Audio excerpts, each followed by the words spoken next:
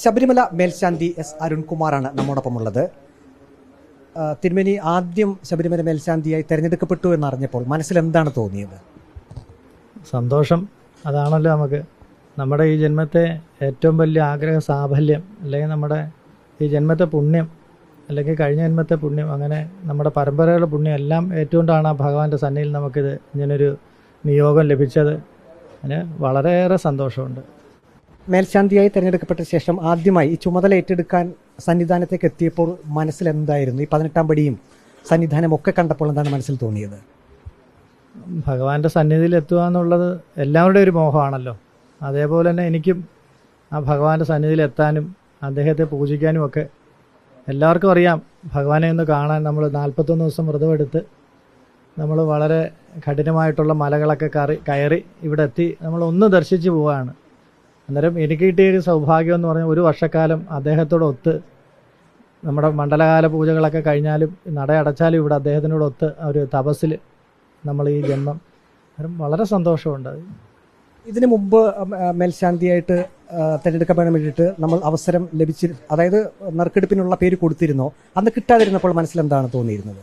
ഞാനിത് 6ാമത്തെ പ്രാവശ്യമാണ് ഇപ്പം നമ്മളിവിടെ നറുക്കെടുപ്പിൽ എനിക്ക് ഇവിടെ ഈ യോഗം ലഭിച്ചിരിക്കുന്നത്. 6 പ്രാവശ്യം 5 പ്രാവശ്യം നമുക്ക് ലഭിച്ചില്ല. അന്നേരം വിഷമമല്ല, നമുക്ക് വീണ്ടും വീണ്ടും അതിൻ്റെ ഒരു ഊർജ്ജമാണ്. നമ്മൾ നിരാശപ്പെട്ട് പിന്മാറിയാൽ നമുക്ക് വിജയിക്കാൻ പറ്റില്ല. എന്ത് വിഷയം ഉണ്ടെങ്കിലും അതിനെ അതിജീവിക്കുക എന്നുള്ളതാണ് നമ്മുടെ വിജയം. അപ്പം ഞാൻ കൂടുതൽ ഓരോ വർഷം കഴിയും തോറും അതിൻ്റെ പ്രാർത്ഥനകളും ഉപാസനകളും കൂടുതലാണ് ചെയ്തത്. അതിൻ്റെ ഒരു വിജയമാണ് നമുക്കിതിപ്പം ലഭിച്ചത്.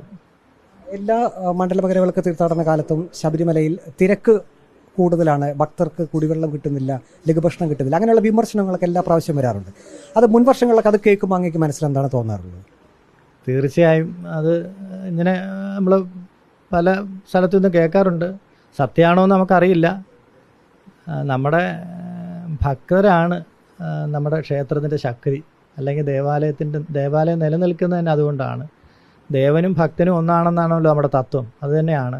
പക്ഷേ നമ്മുടെ സർക്കാരും ദേവസ്വം ബോർഡും മറ്റ് ഡിപ്പാർട്ട്മെൻറ്റുകളെല്ലാം വളരെ ആത്മാർത്ഥമായിട്ടാണ് ഇവിടെ ഇപ്പം എനിക്ക് കാണാൻ സാധിച്ചത്. ഞാൻ മറ്റൊന്ന് വന്ന് തൊഴുതിട്ട് പോകുന്നല്ലാതെ മറ്റ് വിഷയങ്ങളൊന്നും എനിക്കറിയാം. ഇപ്പം നമുക്ക് അനുഭവമുള്ളത് എല്ലാ ഡിപ്പാർട്ട്മെൻറ്റിലും നമ്മുടെ സർക്കാരും ദേവസ്വം ബോർഡും ട്രാൻസ്പോർട്ടും ഈ എല്ലാ വിഭാഗത്തിലെ നമ്മുടെ ഇതുമായിട്ട് ബന്ധപ്പെട്ട എല്ലാ വിഭാഗത്തിലെയും ഉദ്യോഗസ്ഥർ വളരെ ഭക്തിയോടും നല്ലൊരു നിഷ്ഠയോടും കൂടി അവരുടെ ആ സേവനം ഇവിടെ ചെയ്യുകയാണ്.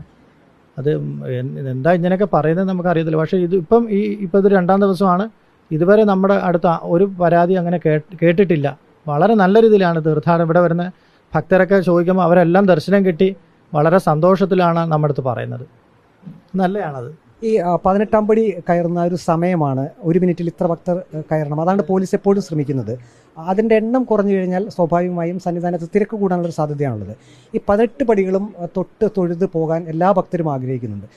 അത് ഇപ്പോഴത്തെ ഒരു സാഹചര്യത്തിൽ പ്രായോഗികമല്ല എന്നാണ് പോലീസും എല്ലാം വ്യക്തമാക്കുന്നത്. അതിനെനിക്ക് വ്യക്തമായിട്ടൊരു മറുപടി പറയാൻ പറ്റത്തില്ല. അതിന് അധികാരികളുണ്ട് വേറെ പറയാൻ, എനിക്ക് പറയാൻ പറ്റില്ല. അതിന് നമ്മളിവിടെ മറ്റ് മുതിർന്ന അതിൻ്റെ ഇതുമായിട്ട് ക്ഷേത്രമായിട്ട് ബന്ധപ്പെട്ട് അതിന് ആൾക്കാരൊക്കെ ഉണ്ട്, അവർ പറയും. എങ്ങനെയുണ്ട് ഭക്തരൊക്കെ കാണാൻ വരുമ്പോൾ അവരുടെയൊക്കെ ഒരു അങ്ങയോടുള്ള ഒരു ആറ്റിറ്റ്യൂഡ് എങ്ങനെയുണ്ട്? വളരെ സന്തോഷമാണ്. ഞാൻ ആദ്യം ചോദിക്കുന്നത് ദർശനം കിട്ടിയോ എന്നാണ് ചോദിക്കുന്നത്. അവർ വളരെ സന്തോഷത്തിലാണ്. ഒരാൾ പോലും ഇവിടെ വന്നിട്ട് തൊഴാൻ പറ്റിയില്ലെന്ന് ഇതുവരെ. ഇപ്പം 2-ാമത്തെ ദിവസം ആണ്, ഇതുവരെ ആരും അങ്ങനെ ഒരാളെ വായിന്ന് പോലും കേട്ടില്ല. എല്ലാവരും സന്തോഷത്തിലാണ്. ഭക്തരുണ്ടെങ്കിലേ ക്ഷേത്രമുള്ളൂ. ഭക്തരാണ് ഏറ്റവും പ്രധാനപ്പെട്ടത്. അവർക്ക് സുഗമ ദർശനം ഒരുക്കുക എന്നുള്ളത് തന്നെയാണ് ഏറ്റവും പ്രധാനപ്പെട്ട കാര്യം. മേൽശാന്തി എസ് അരുൺകുമാറും അത് തന്നെയാണ് പറയുന്നത്. വീഡിയോ ജേർണലിസ്റ്റ് ഹണി തങ്കപ്പനൊപ്പം reporter Praveen Purushothaman, in reporter, Sannidhanam.